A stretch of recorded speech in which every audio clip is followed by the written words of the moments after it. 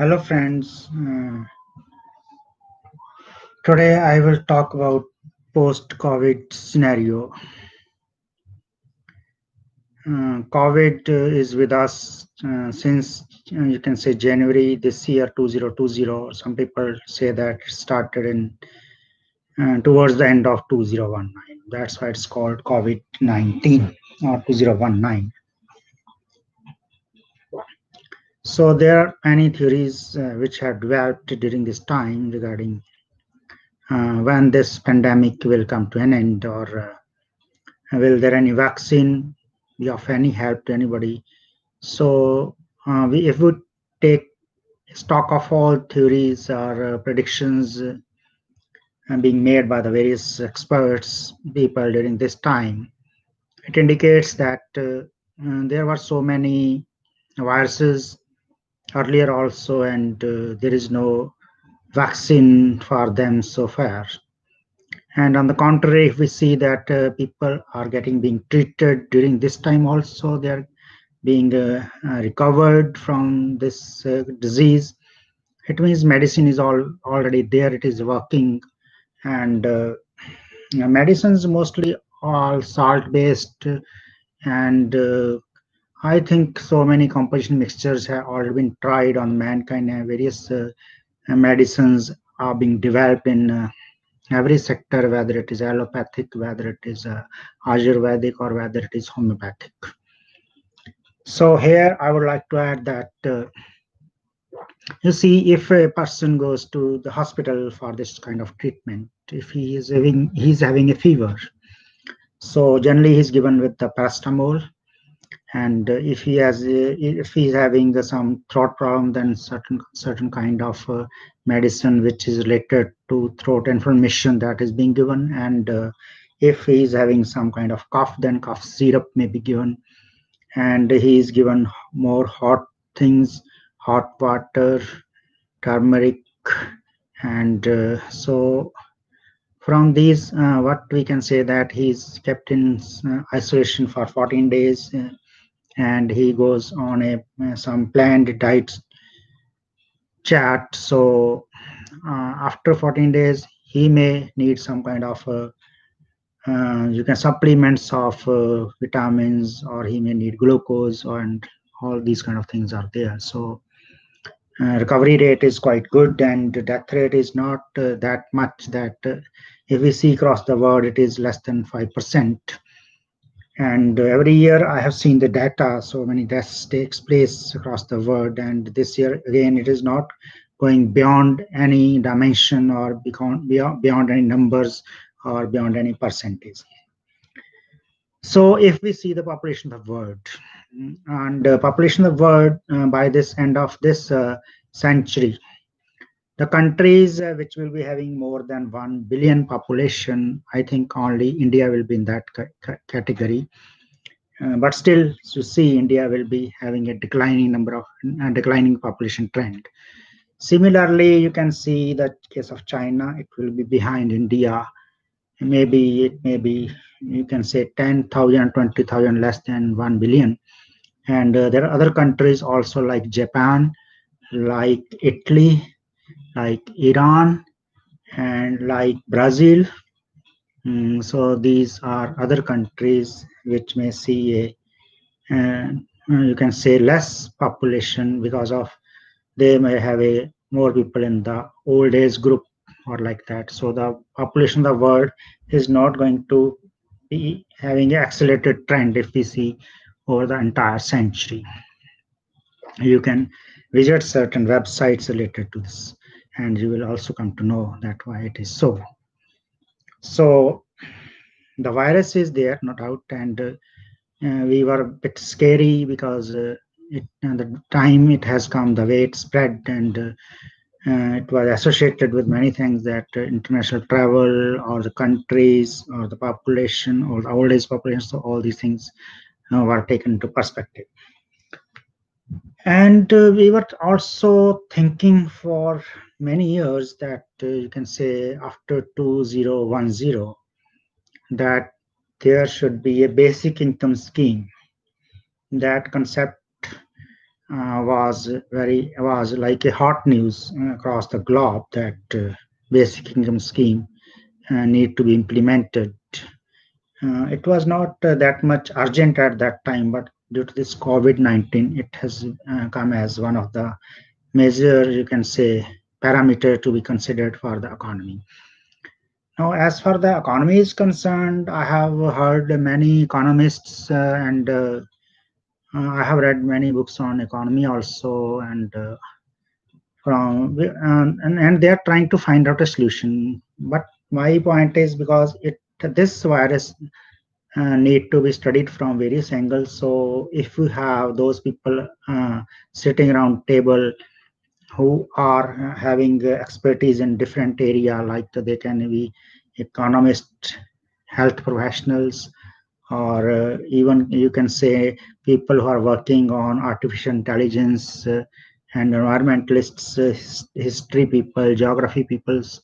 So all these things and commerce, how it will be impacted. So all these things, if taken together, can give us clues about that. What will be the environmental conditions after that, and what will be the economic conditions, or what will be the health trends after this.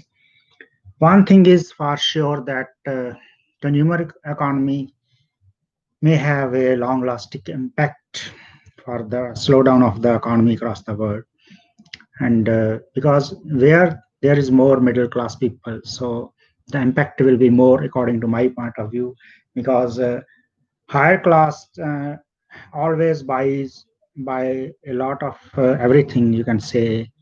So for them, it hardly makes any difference. And excuse me, for lower class, they're already on the means of survival, and at the middle class, which goes for adventurism and all that kind of things. So you can say that uh, this kind of things can happen across the world. So when this pandemic will come to an end, it is difficult to say when this will come to an end. Whole of population may be affected by it because it is such kind of virus which is already in the atmosphere, and as the time is passing, so more people will be affected by it in times to come. And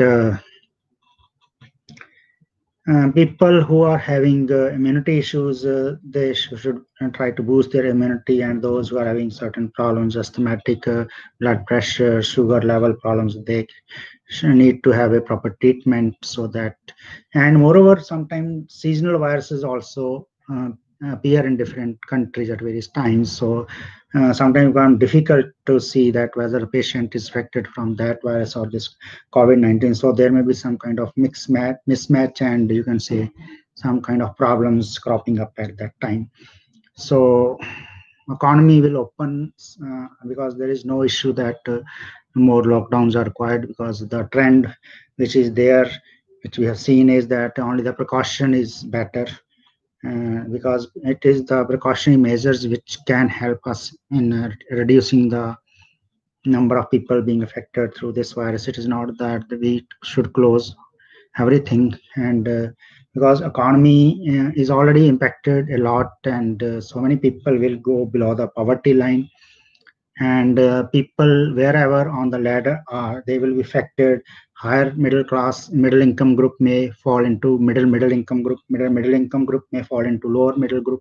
So, and people who are on the margin of going up from the poverty line, they may again go back to the poverty. So people have realized a lot during this time that they need to, you can say, reduce the needs, and they should not be gone by greed-based philosophy. It should be need-based philosophy. But this kind of trend, it prevails for a long time in the market, that people are not spending, then I think economies will take more time to grow and to come into the required level, because the growth rate is falling every day, and the predictions are not accurate. Because if we take GDP, nobody is sure about that. What's the GDP of the world, and what's the GDP across the continents or the countries? And sometimes countries may not be showing the proper data, or so that people may not have a fear psychosis due to this problem. So all these things are interrelated. So post-COVID will be a little bit different. People will have more, you can say, patience. People will be more cool-headed approach towards life. They will know that what is really required, that need to, that should be, and that should be part of your, you can say, spendings, and you will have a matching of earnings and spending, because if earnings get stagnated, so for sure that you will not go for so much spending. So depending upon the trend station of any country, what I see is that it can take from 3 to 5 years for the revival at least. So the countries who are having a better financial position at this time, they may take 3 years. Countries who are not that much rich, or the countries who are poor, they may take 5 years or more. So the things will be totally different. It will be, you can say, backward approach on the as far as so many parameters are concerned. But people will try to adjust and accommodate accordingly. And the best thing will be that you will have less stress levels if you will be having a lot of meditation, and you will have a real picture what's happening here, rather than getting frightened by having various data which are available on various sites, because you never know that which data is good or not. You need to have a in-depth analysis of data before reaching to any conclusion. And various countries have different kind of channels saying like different kind of things, the trials of vaccine, coming of medicine, extending of this virus till 2021, or may go beyond 2022. But I think this virus will remain forever, and people will adjust accordingly, and immunity will be strong in the times to come. So the number of deaths and will go on decreasing after the saturation point is reached everywhere in the world. So I think it will have its own issues, but not don't get disturbed over this issue, because it is not of a day's matter or months matter. It's a matter of years, and you have to be prepared for that kind of situation. And the first thing is your health, your survival, then your income, then your spending. So all these things are coming one by one, and so you have to adjust accordingly. If you will not panic much, and you will not see that I have to make such a big compromise with my economic issues and my social life issues. So if you will not go into much details on those specific issues, I think you will be having a better living, because for last 20 years we were too much into consumerism. So to slow down that may be difficult. So you will be moving less, you will be spending less, you will be eating outside the home less. So everything will be impacted. So international travel will be affected, and the industry of, you can say, this your airplane industry will be affected. If it is affected, tourism will be affected, then hotels will be affected, then food chain will be affected, then liquor and all these kind of drinks will be affected. So cloth industry may be affected, car industry may be affected, cycle industry may grow. So you can say different kind of parameters will be coming up, and your transport system may have impact of it, and your railway system may have impact of it. So every area will have its impact depending on what kind of necessity it is. Only the grocery and the medicine, these are the two areas which may not see such a lot of difference in the, you can say, spending, because everybody has to eat and everybody has to take medicine whenever it is required. So all other things may be compromised, what I feel is, but things will be better by 2025 at the most, means we will be at the same position. If we do a bit hurry, we have good economic plans, good governance, then it will be better by 2023. So my estimates are like this. If you like, and you try, and government should try to see if they can go for basic income scheme, depending upon during the coming times. If there are less job in the market, more people get going unemployed, and people who are getting unemployment allowance, they too have to see that how they can pass time, that is to the social life and family life. So all these issues will be there. So this will the post-COVID situation, which I try to explain in this video as per my understanding. So if you like it, please subscribe to this channel and give your comments also. Thanks.